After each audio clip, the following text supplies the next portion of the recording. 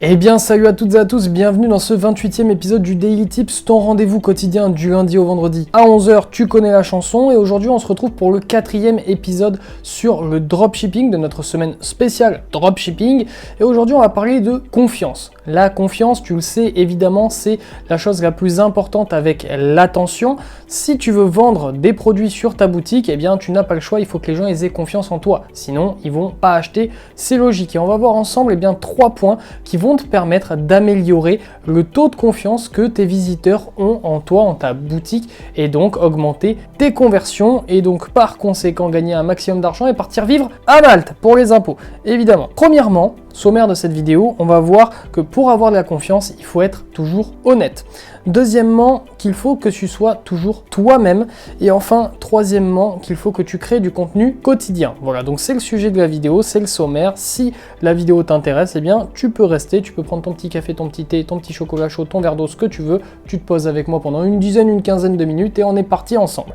Juste avant que la vidéo commence, je t'invite évidemment à t'abonner à la fin de celle-ci si le contenu t'a plu. Merci d'avance. Premièrement, il faut que tu sois toujours honnête. Ça peut paraître logique, en soi évidemment que c'est logique, mais c'est pas forcément si bien appliqué. J'ai noté 3 points qui sont souvent utilisés par des dropshippers ou des gens qui font du e-commerce en règle générale et qui vont te flinguer le niveau de confiance que les gens ont en toi. Premièrement, ce sont les fausses promotion. On a tous déjà été sur ce site où la promotion c'est moins 50% pendant encore 14 heures, tu reviens 16 heures plus tard, il reste 14 heures. Tu reviens une semaine plus tard, il reste 14 heures. Ça, c'est littéralement prendre un flingue, te tirer une belle balle dans le genou et adieu la confiance que les gens ont en toi. Quand tu fais des promotions, ce sont des vraies promotions. Il faut que ce soit un moment particulier, un moment rare où les gens vont avoir l'occasion d'avoir ton contenu, tes produits à moindre prix. Mais si c'est tout le temps la promotion, tu perds complètement la confiance des gens. Deuxièmement, ne pas communiquer de fausses statistiques.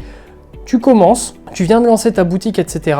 Ne commence pas à dire aux gens que tu as déjà fait 500 ventes. Ne commence pas à dire aux gens que des fausses statistiques, ça pourrait être, je sais pas moi, que tu as eu plein de commandes, que tu reçois souvent des messages. Ça, on le voit souvent, les gens qui disent vous m'avez beaucoup demandé ce produit, vous avez été de nombreuses personnes à m'envoyer un message privé, etc. Alors évidemment, personne ne peut ne peut vérifier ça.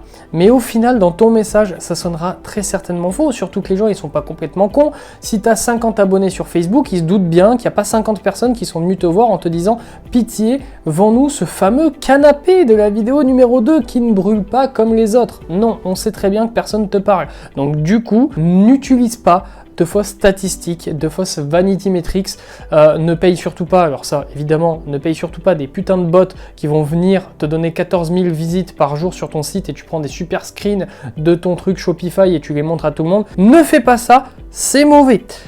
Troisièmement, ne fais pas de fausses promesses. Si ta brosse à dents que tu vends 15 balles, c'est quand même cher pour une brosse à dents, est capable de rendre les dents blanches en un mois, ne dis pas que ta brosse à dents rend les dents blanches en une semaine. C'est très con, évidemment que c'est très con, mais c'est souvent le cas. C'est-à-dire que les gens vont forcément avoir envie, tu as un bon produit, tu as envie de bien le vendre et tu vas avoir envie d'enjoliver les choses. Mais au final, c'est la pire chose à faire. D'ailleurs, petite parenthèse, quand tu fais une promesse, un conseil que je peux te donner, c'est de faire une promesse moins grosse que la vérité.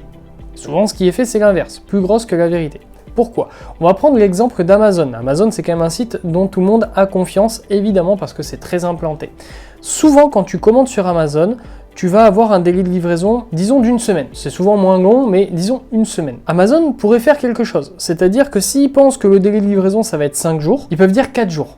Et puis, avec un peu de chance, ça arrive en 4 jours et t'es content. Ce qu'ils vont préférer faire, c'est te dire que ça va arriver dans une semaine, et au final, ça va arriver en 4 jours. Ce qui va se passer, c'est qu'au final, la promesse étant moins grosse que ce qui va vraiment arriver, les gens vont être super contents. Imagine, tu as acheté ton truc et on te dit que ça va te rendre les dents blanches en 2 mois et au final, au bout d'un mois, tu as déjà les dents blanches. Tu vas te dire, mais j'ai acheté en pensant quelque chose et au final, c'est encore plus efficace que ce que je pensais. Je vais juste recommander ça à tout le monde. La vérité, c'est que toi, tu sais au fond que ça va prendre à peu près un mois.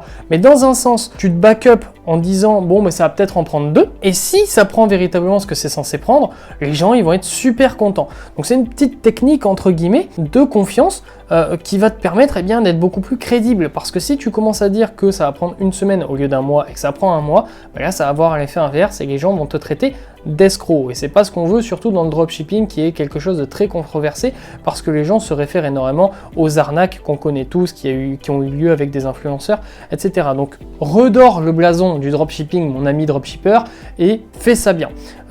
Quatrième truc qu'au final j'ai même pas pris en note quand j'ai écrit un petit peu le plan de cette vidéo, c'est les comment appeler ça, les commentaires sur ton site. Tu sais, les commentaires d'utilisateurs.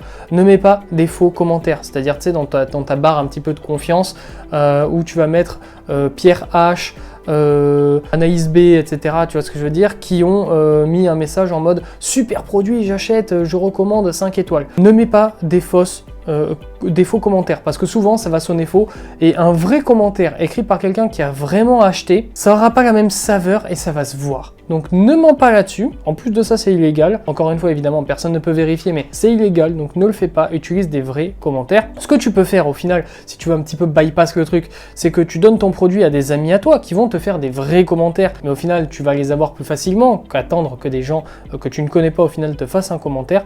Mais voilà, c'est une petite astuce en plus. C'est un quatrième point pour la confiance et être honnête. Deuxième point, sois toi-même. Alors là, j'ai envie de pousser un coup de gueule. Tu n'es pas Amazon, tu n'es pas Cdiscount. Tu as une petite boutique e-commerce que tu viens de lancer, ne te la joue pas Amazon et Cdiscount. C'est un problème qu'on voit souvent. Les gens vont avoir envie de... En fait, comme Amazon et Cdiscount, par exemple, et je prends les deux plus gros, ont une aura très puissante de confiance, on a envie de se la jouer comme eux en se disant que si on fait comme eux, eh bien forcément, on va bénéficier de cette aura. Mais pas du tout. Toi, justement, tu as un avantage exceptionnel que ces marques-là n'ont pas. C'est que tu es une petite boutique e-commerce si tu viens de commencer. Et justement, joue cette carte-là. Joue cette carte de proximité avec les gens. Sois toi-même. Parle comme si tu parlais dans la vraie vie. Utilise un langage peut-être moins soutenu. Parle aux gens directement. Tu vois ce que je veux dire? Tu es un petit peu le petit producteur. Tu es le maraîcher qui va vendre ses patates moins cher que Carrefour et qui en plus de ça tu vas avoir un contact privilégié avec lui parce que tu vas le voir directement dans son exploitation, tu vas pouvoir directement parler avec lui, etc. Sois cette personne là, tu as tout le temps du monde pour devenir Amazon, donc utilise cette carte qui au final est un énorme avantage d'être toi-même, d'être réel, d'être réaliste. Tu es une petite boutique e-commerce, eh bien joue-la en tant que telle, sois proche de ton audience, sois proche des gens qui te suivent, utilise un vocabulaire qui est proche des gens, etc. Ne fais pas un site qui a la gueule du catalogue La Redoute, fais un site qui a une patte, fais un site qui a une patte graphique, fais un site qui te ressemble, qui ressemble aux gens qui te suivent, ne sois pas complètement édulcoré, et ça, mine de rien, ça va donner confiance aux gens, parce qu'ils vont se rendre compte, eh bien, que la personne derrière ce site, elle est comme elle, enfin comme eux, ah, tu m'as compris. C'est une personne, une vraie personne, c'est pas Amazon. Tu te doutes bien qu'Amazon, c'est pas Jeff Bezos qui fait les fiches produits, tu vois ce que je veux dire. Donc, utilise cette carte-là et tu vas gagner énormément en confiance. Et enfin, troisièmement, crée du contenu quotidien. Alors tu le sais, évidemment, si tu me suis, je crée des vidéos tous les jours, du lundi au vendredi à 11h, c'était l'instant pub, abonne-toi, évidemment. Mais c'est pas parce que je suis adepte de ça que je te le recommande. Peut-être un petit peu, évidemment, il y a peut-être une sorte de biais de confirmation là derrière, mais si... En fait, pour moi, c'est logique. Imagine que tu vois un vendeur. Un vendeur dans la rue, il vient te voir le 1er janvier. Il vient te voir le 1er janvier et il te dit « Salut, je vends des peluches, achète-moi une peluche. » Tu le connais pas, c'est la première fois de ta vie que tu le vois. Tu vas pas lui acheter. Un an plus tard, il revient, 1er janvier, et dit « Salut, je vends une peluche, achète-moi une peluche. » Tu vas toujours pas lui acheter. Tu l'as vu 2 fois en 2 ans. Par contre, si ce vendeur, tu le vois tous les jours. Tous les jours, il vient et te dit « Ah, regarde ma nouvelle peluche. » Ah, il te donne des anecdotes, etc. Tout ça, on l'a vu dans les précédentes vidéos. Je te recommande chaudement d'aller voir toutes les vidéos de la série d'une semaine là. Si tu es dropshipper, vraiment, ça va beaucoup t'aider. Bah, au final, petit à petit, tu vas t'habituer à cette personne. Tu vas apprendre à la connaître. Tu vas t'habituer à sa présence. Et donc, forcément, tu vas avoir confiance en elle. Donc, le contenu quotidien sur tes réseaux sociaux, eh bien ça va te permettre de tisser une relation de confiance, de tisser un lien privilégié avec ton audience qui va avoir l'habitude de te voir régulièrement, tous les jours, comme ça, poster. Et au bout d'un moment, peut-être que le premier mois, évidemment, tu vas pas faire de vente, et le deuxième mois, peut-être pas, mais quand ça va faire 3-4 mois, que les gens, tous les jours, ils entendent parler de toi, forcément, ils vont avoir confiance en toi. Donc voilà, on va faire un petit résumé de cette vidéo sur comment gagner la confiance de ton audience. Premièrement, sois toujours honnête, ne mens pas. Ça ne sert à rien, ça va peut-être t'apporter un petit avantage au début, mais un jour ou l'autre, ça va te retomber sur la gueule, et quand ça va tomber très fort. Donc, pour gagner la confiance des gens, ne fais pas de fausses promos, n'utilise pas de fausses statistiques, ne fais pas des promesses ahurissantes, complètement cons, qui au final ne seront jamais tenues, et n'utilise pas de faux commentaires d'utilisateurs. Sois honnête, tu démarres, eh ben, c'est un fait. Tu démarres, ça sert à rien de vouloir te la péter en mode je suis machin truc. Non, tu démarres, utilise cette carte-là, c'est une carte très puissante.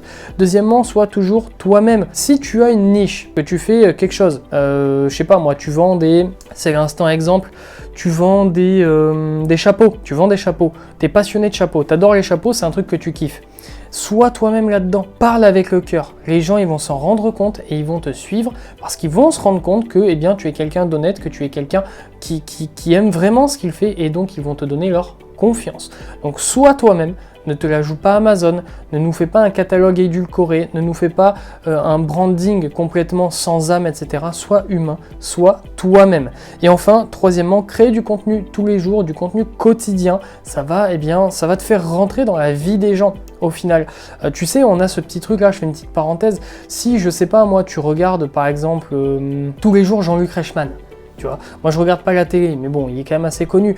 Tous les jours, il y a les 12 coups de minuit, là, de midi, je sais pas quoi, les 12 coups de midi, je crois que ça s'appelle. Bon, eh bien, tu vas t'habituer à cette personne. Tu vas t'habituer à Jean-Luc Reichmann. Tu vas t'habituer tous les jours. Et au final, tu vas avoir le sentiment, c'est ce qu'on appelle une relation parasociale, il me semble. Tu vas t'habituer à cette personne, tu vas avoir l'impression de la connaître alors qu'elle ne te connaît pas. Eh bien, c'est ce qui va se passer. Si tu crées du contenu tous les jours, tu vas créer la confiance parce que les gens vont avoir l'impression de te connaître, vont avoir l'impression d'être proches de toi et donc ils vont te donner leur confiance comme au final un ami, etc. etc. Voilà, c'est tout pour cette parenthèse. Cette vidéo est donc maintenant terminée. J'espère qu'elle t'a plu, j'espère qu'elle t'aura aidé, appris comment faire pour gagner la confiance des gens qui te suivent pour ensuite les convertir évidemment en acheteurs, en clients. Si la vidéo t'a plu, n'hésite pas à t'abonner, à liker, à commenter, un petit commentaire où tu m'expliques ce que tu as aimé, ce que tu n'as pas aimé, etc. Moi, ça m'aide beaucoup pour améliorer mon contenu, donc je te remercie d'avance. N'hésite pas à partager éventuellement la vidéo avec quelqu'un que tu connais qui fait du dropshipping ou du e-commerce en règle générale, évidemment. Écoutez, c'est tout pour cette vidéo. Prenez soin de vous, restez fort, restez focus. Tchuss.